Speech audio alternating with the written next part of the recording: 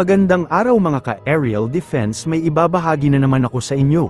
Dahil ngayong araw na ito ay may pag-uusapan tayo tungkol sa depensa, Pilipinas pinagsabihan ng China dahil sa protesta nito sa missile system sa Pilipinas, pero bago tayo magpatuloy huwag mo muna kalimutan mag-like, share and subscribe, manatiling nakatutok sa aming channel para updated ka sa balitang militar at West Philippine Sea, inihayag ni National Security Council spokesperson at Assistant Director General Jonathan Malaya, na dapat itigil ng China ang pangingialam sa mga desisyong pandepensa ng bansa. Ito ay kasunod ng muling pag-iit ng China sa pamamagitan ng state newspaper nito na People's Daily, na alisin ng Pilipinas ang US Typhoon missile na idinploy sa bansa simula noong Abril ng nakalipas na taon. Sa isang statement, sinabi ng opisyal na mapanlinlang ang pagkomento ng People's Republic of China sa ating karapatan, para mapahusay pa ang ating kakayahang pandepensa at posisyon gayong sila ang nagpapalakas pa ng kanilang offensive capabilities, binigyang diin din ni Malaya ang posisyon ng gobyerno na ang Typhoon missile system ay idinploy lamang para sa layuning pangdepensa at dito lamang ito gagamitin. Pinabulaanan din ng opisyal ang pag-iit ng China na mailalagay ng naturang weapon system ang rehiyon sa panganib, at iginiit na striktong tumatalima ang bansa sa mga probisyong nakapaloob sa konstitusyon na ang Pilipinas ay hindi maaaring gumamit ng nuclear weapons o makisali sa offensive war. Nanindigan din ng NSC official na karapatan ng Pilipinas na palakasin ang defense capabilities nito sa mga pagkakataon na sa tingin nito ay nararapat. Nananatiling matatag si Pangulong Ferdinand Marcos Jr. sa kanyang paninindigan hinggil sa Typhoon missile system ng Estados Unidos, sa kabila ng kahilingan ng China na alisin ito. Sinabi ni Presidential Communications Office Undersecretary Claire Castro noong noong Miyerkules, nagprotesta ang Chinese state media sa gobyerno ng Pilipinas na alisin ang US Typhoon missile system sa South China Sea. Ang tinutukoy ni Castro ay ang kasunduan ni Marcos sa China na ibabalik ng Pilipinas ang mga Typhoon missile launcher sa Estados Unidos, kung ihihinto ng China ang pag-angkin nito sa West Philippine Sea at ang panggigipit nito sa mga barkong Pilipino. May reaction lang tayo sa China keeps on pressing the Philippines to withdraw the missile system from the South China Sea. Yung kahapon, ma'am, na sinasabi po nila. Uulitin pa rin po natin ang pinakahuling pronouncement ng Pangulo. Hindi po nagbabago ang Pangulo sa kanyang pronouncement. Meron po siyang mga demands. Kung gustong mag-demand po ng China, meron po tayong counter-demand dyan. Pareho pa rin po ng ating stance. Ang Pangulo, ganun pa rin po ang kanyang stance. Thank you, ma'am. Walang ibang bansa o dayuhang entity ang maaaring magdikta kung paano dapat pagbutihin ng Pilipinas ang mga kakayahan nito sa pagtatanggol, sinabi ni Armed Forces of the Philippines spokesperson Colonel Francel Margareth Padilla. Nag-react si Padilla sa pinakahuling pahayag ng China na nananawagan para sa agarang pag-withdraw ng US-made medium-range capability Typhoon missile system, na sinasabing sinira ng Pilipinas ang pangako nito na pansamantala lamang ang deployment ng platform sa bansa.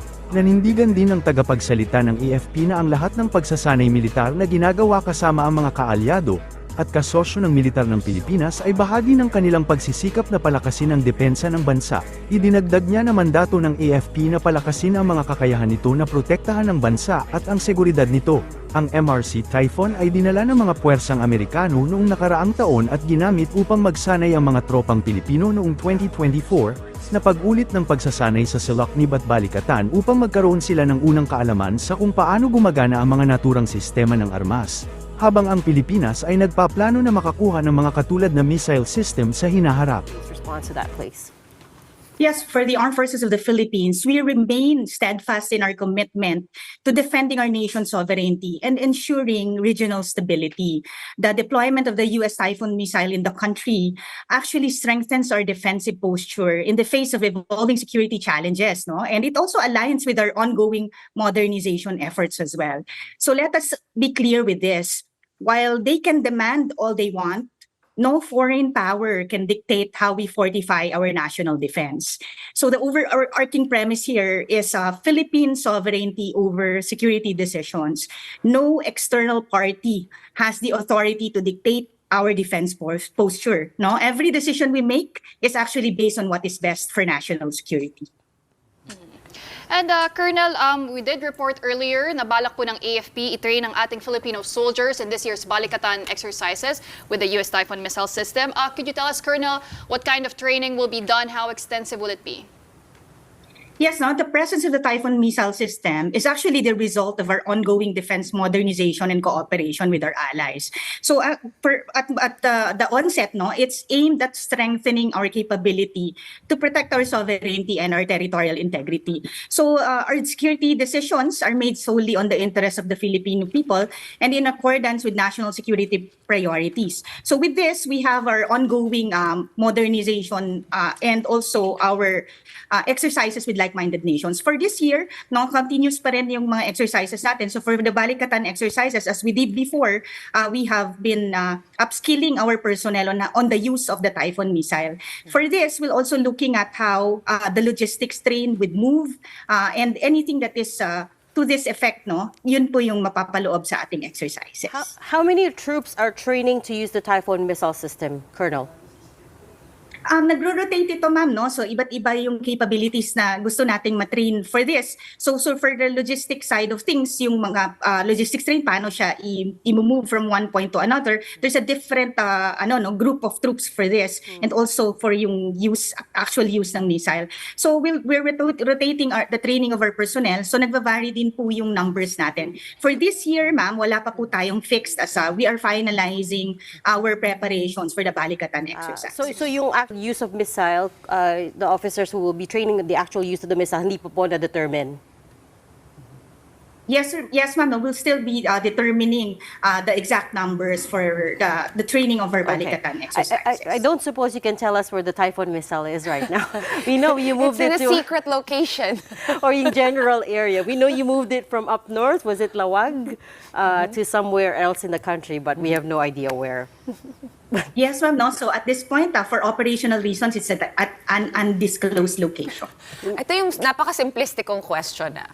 I know, ang pagkakaalam ko, Colonel, the Typhoon missile launcher, di ba, wala tayong bala right now. Can you confirm that? That's my first simple-minded question. The second one is, sa atin ba siya? Ang pagkakaalam ko, it's not ours, right? It's on loan, kind of, to use for Balikatan exercises.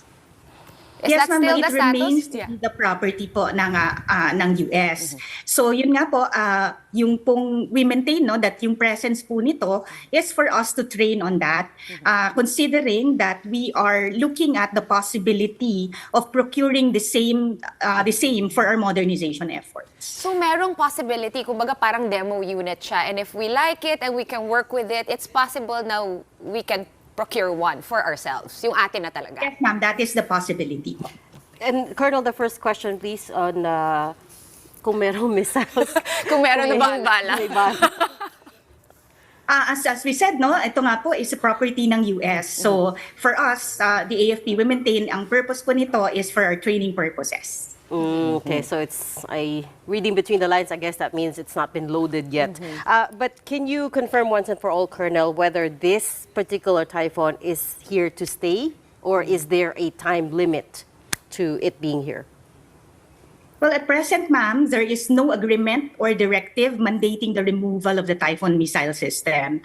The system was deployed as a part of our joint exercises and it continues to serve its strategic purpose, no, in enhancing interoperability and deterrence capabilities na rin. Mariing iginiit ng pinakamalaking barko ng Philippine Coast Guard na BRP Teresa Magbanua ang sovereign rights ng Pilipinas, sa gitna ng patuloy na iligal na presensya ng barko ng China Coast Guard malapit sa baybayin ng Zambales, alinsunod sa direktiba ni Pangulong Ferdinand Marcos Jr., sa isang statement, iniulat ni PCG spokesperson for the West Philippine Sea Commodore J. Tariela, na namataan ang China Coast Guard 3301, sa tinatayang 105 nautical miles hanggang 110 nautical miles mula sa baybayin ng Zambales na pasok sa Exclusive Economic Zone ng Pilipinas.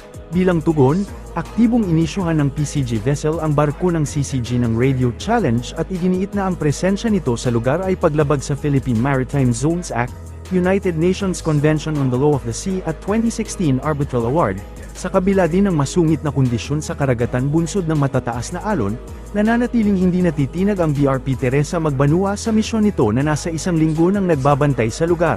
Binigyang diin din ni Commodore Tariela na porsigido ang PCG sa pagprotekta sa maritime rights ng ating bansa, pagtiyak sa kaligtasan ng mga mangingisdang Pilipino, pagpapairal ng international law at pag-ambag sa paghupa ng tensyon sa West Philippine Sea.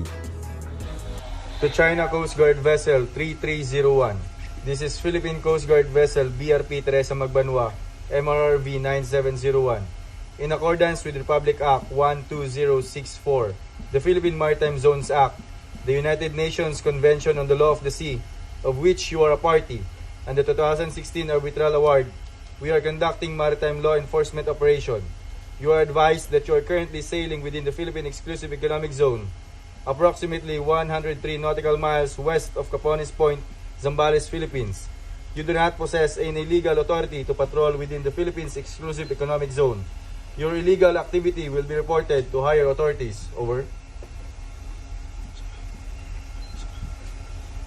To China Coast Guard Vessel 3301, this is Philippine Coast Guard Vessel BRP Teresa Magbanwa, MRRV 9701.